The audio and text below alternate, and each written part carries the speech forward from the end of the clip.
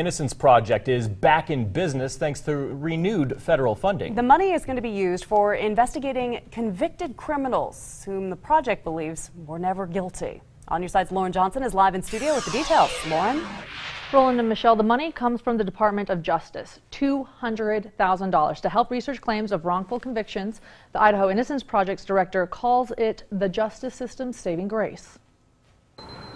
Dr. Greg Hampikian's specialty is DNA. He's a biology professor at Boise State and is also the director of the Idaho Innocence Project, a nonprofit whose goal is to investigate claims a convicted criminal who sits behind bars could be innocent. A wonderful thing that the Department of Justice, that the people of the United States consider it important to go back and look at claims of wrongful prosecution.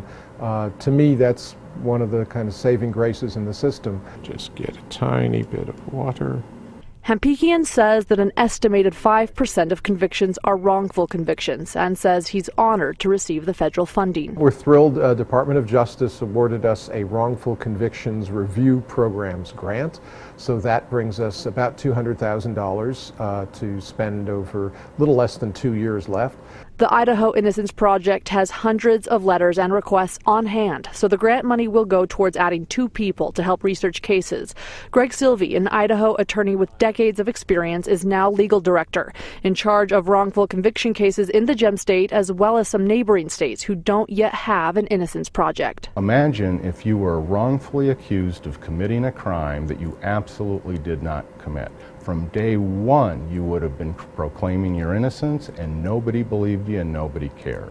I mean, I believe that is just such an awful experience for a person that anything that I can do to try to remedy that, I am more than willing to do. The Idaho Innocence Project also has interns and volunteers, and they say that there are 3 cases right now in Idaho they are working on, and they do hope to soon add more. Live in studio, Lauren Johnson, Fox 9 on Your Side.